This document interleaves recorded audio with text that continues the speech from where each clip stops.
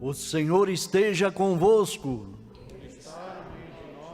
Proclamação do Evangelho de Jesus Cristo segundo Marcos. Naquele tempo, Jesus tomou consigo Pedro, Tiago e João e os levou sozinhos a um lugar à parte sobre uma alta montanha e transfigurou-se diante deles. Suas roupas ficaram brilhantes e tão brancas como nenhuma lavadeira sobre a terra poderia alvejar. Apareceram-lhe Elias e Moisés e estavam conversando com Jesus. Então, Pedro tomou a palavra e disse a Jesus: Mestre, é bom ficarmos aqui. Vamos fazer 3 tendas, uma para ti, outra para Moisés e outra para Elias. Pedro não sabia o que dizer, pois estavam todos com muito medo. Então, desceu uma nuvem e os encobriu com sua sombra. E da nuvem saiu uma voz: Este é o meu filho amado, escutai o que ele diz. E de repente, olhando em volta, não viram mais ninguém, a não ser somente Jesus com eles. Ao descerem da montanha, Jesus ordenou que não contassem a ninguém o que tinham visto, até que o Filho do Homem tivesse ressuscitado dos mortos. Eles observaram esta ordem, mas comentavam entre si o que queria dizer ressuscitar dos mortos. Palavra da salvação. Glória a vós, Senhor. Que a palavra do Santo Evangelho perdoe os nossos pecados. Amém. Podemos sentar. Queridos irmãos e irmãs, a liturgia de hoje é um convite à fidelidade ao plano de Deus, à vontade de Deus. A gente observa ali que a Sagrada Liturgia da Igreja nos propôs hoje várias informações, né? São leituras que trazem várias informações, vários pontos importantes. O primeiro deles está lá no livro do Gênesis. Se a gente observou bem ou escutou bem a palavra de Deus, aonde o próprio Senhor faz uma proposta a Abraão, a proposta de deixar tudo para seguir uma nova estrada. Será que nós teríamos essa coragem de deixar tudo? De abandonar todos os nossos sonhos e ideais para viver a vontade de Deus que nós não conhecemos? Então é o primeiro propósito. E é interessante que a vida para Abraão vai começar um pouquinho assim madura, né? É com 75 anos que isso acontece. Olha que coisa formidável, né? Então a vida para Abraão começa aos 75, né? Para alguns começa aos 40, outros começam aos 20, para Abraão começou aos 75. E Sara, 65 anos. Olha que interessante, eles deixam tudo, eles vão abandonar a terra de Ur, e, no sul da Mesopotâmia, a terra dos caldeus, e vão para Canaã.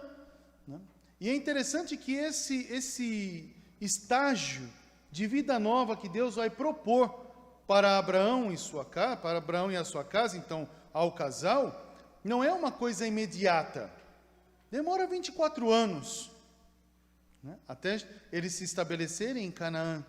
Depois dessa longa jornada, a gente já supõe que Abraão está com 99 anos, na flor da idade, praticamente, o que acontece? Eles são visitados pelo anjo. Os 3 anjos visitam a casa de Abraão. A parte iconográfica nos dá a entender que esses 3 anjos que vão à casa de Abraão é a Trindade. Então, eles vão e Deus fala a Abraão através dessa realidade da visita. Já passaram 24 anos. A promessa ainda está acontecendo. E ele fala, olha, desde lá ele falou, vou te fazer um pai de uma nação. A tua descendência será grande. Não sei com vocês, mas se falasse para o mundo, meu mundo material, falasse assim, olha, você com 75 anos vai ser pai de uma nação, eu falei, pera um pouquinho, vamos conversar direito. Vai ser como essa nação? Agora com 99 ele já dá uma outra proposta para Abraão. Daqui 1 ano eu vou voltar e Sara terá um filho. Ah, se fosse comigo, não sei com vocês, mas se fosse comigo, por isso que eu não nasci para ser Abraão, né? Nasci para ser Antônio, porque se fosse comigo eu caía na risada. Né? Com 99, ele chegar no final, estou lá dobrando o cabo da Boa Esperança. Né? Ele fala assim, daqui 1 ano, ainda vai demorar mais 1 ano para Sara ter um filho. E Sara tem um filho bem velhinha, já está com 90 anos para ter o seu filhinho. Né? E Abraão tem 100. Aí pronto, começa a história. Passados 7 anos, é que acontece o sacrifício de Isaac. Olha que interessante. Então, com 107 anos, Abraão começa a sentir essa ação que começou lá nos 75 anos. Se a gente observar bem, lá naquela realidade, Abraão assumiu com o Senhor um propósito de uma nova vida. E esse propósito exige de Abraão a fidelidade, essa corresponsabilidade dentro do mistério. É isso que a gente tem que guardar. Será que eu também sou corresponsável para a obra da criação de Deus? Será que eu também assumi esse compromisso de ser corresponsável do anúncio desse evangelho? Logo, se eu sou evangelho para o outro, se eu sou essa boa notícia ao outro, ou se eu sou notícias da minha realidade, ou se eu vivo somente para os meus sonhos e desejos.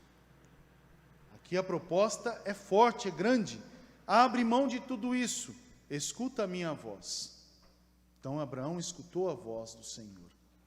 Se olharmos mais à frente, nós vamos encontrar esse texto bonito do Evangelho. Vamos deixar Paulo um pouquinho, quando ele falou para os romanos, deixa ele um pouquinho de canto, não quer dizer que não é importante, mas pegar o texto ali do Evangelho. Vocês observaram ali? Jesus, agora estamos no texto do Evangelho, Jesus Cristo, ele convida 3 de seus discípulos, que serão os apóstolos, 3 para ir, parece que são os preferidos do Senhor. Só que essa preferência também exige um pouco de caminho. Eles vão sair de Nazaré e vão para o Tabor. A distância que eles têm que percorrer são 10 quilômetros. Então, depois de 10 quilômetros, o que a gente vai sentir? Cansaço. E o cansaço gera o quê? Gera fome. Né? E a fome vai gerar o quê? Já repararam quando a gente está com fome, o que acontece? Primeiro a gente surta, né? A gente grita que vai morrer porque está com fome, que está com fome. Depois que a gente entende que está com fome e não tem comida, o que faz? Dorme. Porque dormindo passa fome. É interessante o fato. Já repararam nisso? As pessoas que passam fome, né, verdadeiramente, se você fizer uma experiência dessa realidade, as pessoas dormem. É interessante isso. Os discípulos estão cansados, com fome, então juntam as duas coisas, eles dormem. Eles não estão ali. Jesus sobe o monte para rezar. Subir o monte para rezar é muito característico em Israel, porque os nossos antigos pais faziam isso. Abraão também subiu o monte para o sacrifício de Isaac, não foi assim? Abraão subiu o monte, quer dizer, entrou em contato com Deus e entregou a oferta a Deus, o seu único filho. Mesmo sabendo que Deus prometeu uma descendência, ele pega o único filho, por obediência, vai para o sacrifício. Deus vê a fidelidade de Abraão. Se olharmos, Moisés sempre subiu o monte para conversar com o Senhor. Depois ainda levou mais para frente um pouquinho, levou Arão para subir um pouquinho. Arão conversou também, participou dessa realidade. E depois os filhos de Arão, sacerdote Arão, começou a ter toda a sua realidade de anúncio de palavra de Deus e ser Deus para o outro, né? Então levar essa palavra de Deus ao outro. Então todos ouviam aos sacerdotes da descendência de Arão. Se pegar também mais à frente, Elias sobe o monte para falar com Deus. o profeta Elias e dele, todos os outros profetas, sempre o fato de subir ao monte significa se elevar à presença de Deus. Aí vem a pergunta: tu tens coragem de subir o monte? Olha que interessante. Porque subir o monte é fácil, o monte físico. E o Tabor foi facinho, viu, gente? Porque é só 500 e poucos metros de altura, é rapidinho para subir. Meia hora você sobe ele. Mas pega lá, interessante o fato, não é esse monte físico somente que o Senhor quer. Você tem coragem de se elevar a Deus, elevar toda a sua existência ao plano de Deus, para o escutá-lo? É diferente. Isso implica mudanças de paradigmas, mudança de critérios de pensamento. Isso vai mexer com o seu eu interior. É forte isso. Os nossos irmãos subiram, mas se cansaram. Quando eles encontram aquela realidade da transfiguração, e é bonito que dentro do auge do tempo quaresmal, o Senhor nos dá a transfiguração. Então, ali vê aquela ação bem assim, iconográfica, bem bonita, da presença daquele que está transfigurado. Jesus está transfigurado. Os discípulos de Jesus recebem a luz dessa transfiguração, então também as suas vestes estão alvas, e depois aparece Moisés e Elias. Tem um significado muito grande nisso. Os discípulos estão enxergando o eterno, eles estão enxergando a glória do eterno, já estão participando na terra da alegria do eterno. Por isso que lá no final Jesus vai falar: não conta para ninguém não, né? Guarda isso aí até a ressurreição. Mas agora, por isso que eles ficam falando: mas que ressurreição é essa? Porque eles estavam tão felizes, com medo, porém felizes, de verem a glória de Deus, que é tão fato que Pedro, imbuído desta realidade, fala para o Senhor: é bom estarmos aqui. Olha que interessante. Ele não fala que é bom estarmos aqui porque ele falou: poxa, cansei, né? Já faz 3 tendas, a gente desce amanhã, fica sossegado. Não.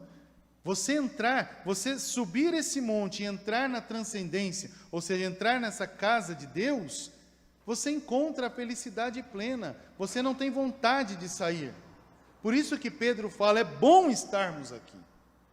Vou construir 3 tendas, quer dizer, a Shekinah, eu quero a casa da reunião, será aqui no eterno? Ele fala: não, espera aí, você vai descer, Pedro, não seja preguiçoso, porque a gente também pode ser preguiçoso, né? A humanidade é preguiçosa, reza quando lhe convém, é a preguiça da oração. E ele fala: não, você vai ter que rezar agora com força. E esse anúncio, essa realidade não preguiçosa, é que vai te dar a certeza deste céu que você contemplou e achou que é bom. Então, logo, para eu alcançar o céu também, eu tenho que fazer a prática da oração, mas a oração não pode ser para mim uma ação de obrigação. Quantas das vezes a gente se depara com uma obrigatoriedade de rezar? Não. Ou uma ação uma realidade de boa ação. Quantas vezes eu já escutei isso? Já fiz a minha boa ação de hoje, já fui na missa. Como se você tivesse, como se Deus estivesse prestando um favor para você, e você estivesse dizendo para Deus: olha, eu já te aguentei 1 hora, já está bom, agora eu tenho a vida toda para viver. Não é isso.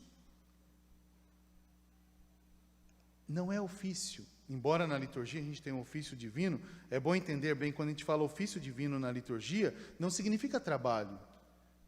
Significa compromisso com, né? Me fazer um com você. É diferente. Trabalho é aquele que a gente vai lá, uns faz o ponto, outros assinam um livro, enfim, cada um tem a sua forma de marcar o seu registro de trabalho. Esse é o trabalho, esse é o ofício. Rezar não é esse ofício como um trabalho. Rezar é prazer. Quando você alcança a existência desse prazer, você não quer ir embora mais. Aí você entendeu que faz parte da tua existência. Como gostaria que todos pudessem entender que um trabalho pastoral, quando a gente fala trabalho pastoral, não é trabalho, é uma alegria. É você olhar para tudo isso, é quando você vem na missa, você participar, e você não dizer: aquilo é do padre, ou aquilo é do ministro, é do diácono. Não, é nosso. É a nossa missa. Não é a missa que um celebra e o outro assiste. É a nossa missa.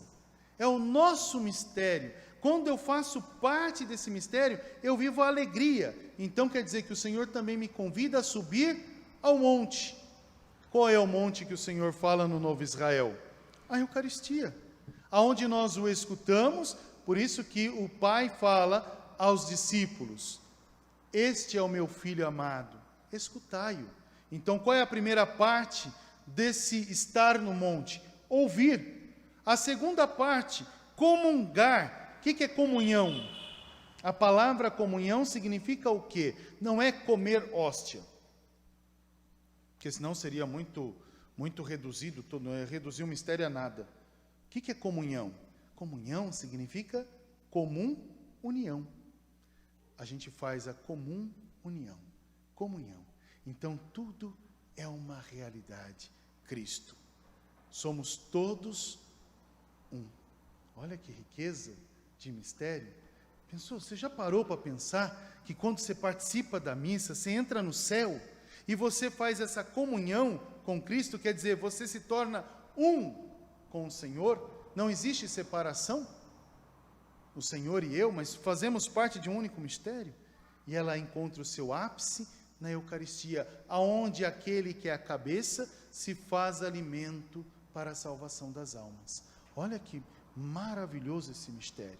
Gente, viver isso na Quaresma, olhar para essa realidade transcendental da transfiguração, ir além do mistério, é poder dizer ao Senhor: é bom estarmos aqui, mas é bom estarmos aqui para daqui ser esse bom-estar aonde Deus quer que eu esteja.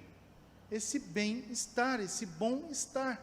Essa é a parte importante. Por isso que o cristão, ele tem que contagiar onde ele está. As pessoas têm que olhar para você, olhar para mim, para você. Quando eu falo para você, porque eu já fiz essa reflexão comigo, e o mais interessante é que a gente vai fazendo, vai celebrando a Eucaristia, e o Espírito Santo vai falando, ele vai dizendo para a gente vai, chega na última missa, eu falo mais que a boca, viu? Mas, desculpa, mas observa essa coisa interessante, quando a gente sente que tudo isso faz parte de um único mistério, e que você faz parte desse mistério de Eucaristia, você faz parte desta realidade de amor de nosso Senhor. Você não veio na igreja somente para escutar a palavra e sair vazio, você não entrou na igreja somente para, como as pessoas falaram, comer hóstia. Não, você veio para ser também você sacrifício de amor. E o que é sacrifício de amor? Olha o sacrifício de Abraão lá atrás, né? O que é sacrifício de amor? Sacrificar significa o quê? Mas são duas palavrinhas que elas se unem e montam essa única palavra, sacrifício. Sacrificar significa ficar sacro. Já falei aqui várias vezes, a gente é bom repetir. Ficar sacro. Ficar sacro quer dizer o quê? Ficar sagrado. E quando eu também me coloco como oblato, quer dizer oblato quer dizer dado, oferta. Quando eu também me faço oferta de amor, eu entro neste sacrifício. E e vivo essa santidade aos meus irmãos. Então, logo, aquilo que a gente recebe aqui na montanha sagrada, aquilo que a gente entra no altar do sacrifício recebe, não fica só para a gente. Por isso que quando a gente sai, a gente tem que contagiar. As pessoas em casa, aonde você for, elas têm que olhar para você e falar assim: você está diferente. Você não estava, não é você. Alguma coisa aconteceu. Talvez os menos místicos vão dizer, talvez é o teu perfume. Não, olha, alguma coisa está diferente. O que está diferente? Não tem nada. Tem sim. Mas o que é esse diferente? É esse sacrifício de vida. Essa comunhão que contagia. É esse dizer, vem para essa Shekinah, vem para essa alegria do Senhor, vem fazer o céu na terra. Por isso que se você pegar depois a liturgia da igreja, a gente vai observar bem isso, que Deus, pela sua paixão e morte, nos deu a graça de viver o céu na terra. Por isso que a Eucaristia é o céu na terra. Eu não preciso morrer para alcançar os céus, mas se eu souber viver bem o céu na terra, quando chegar o dia da minha Páscoa, celebrarei grandiosamente essa vitória, porque já estou vivendo aquilo que já me é reservado na alegria do céu. Que o Senhor nos conceda isso, e que a gente saia dessa igreja verdadeiramente dizendo, puxa, estou vivendo agora, entrando no auge da quaresma, dos exercícios quaresmais. Qual é o propósito? Tenho coragem de deixar tudo para amar tudo que é Deus em mim? Tenho coragem de me lançar para a frente, né? Me lançar, me jogar, deixar o que passou lá atrás e me lançar para o novo? Tenho coragem de ser fiel verdadeiramente ao plano de Deus? E a oração, tenho a alegria de subir ao monte para rezar, para estar com nosso Senhor? Tenho a coragem de descer ao monte para continuar a missão? O primeiro canto da missa falava, subindo no Monte Tabor, vamos juntos louvar o Senhor. Depois a gente tem que descer para anunciar. Se a gente vem na missa e guarda a missa só para a gente, não houve anúncio. Você tem que ser a alegria do Evangelho, né? Mas não é só a sua palavra que é anúncio. Toda a sua existência é o anúncio da presença de Deus. É chamado ser Jesus para o outro. Essa é a parte importante. Então, logo que o Senhor nos abençoe e nos guarde, nos conceda a alegria do seu Evangelho, da sua palavra, e nos ajude, e nos ensine a ser Jesus, a ser Cristo para o outro. Essa alegria do Evangelho, essa certeza de Deus que contagia e move os corações. Louvado seja o nosso Senhor Jesus Cristo.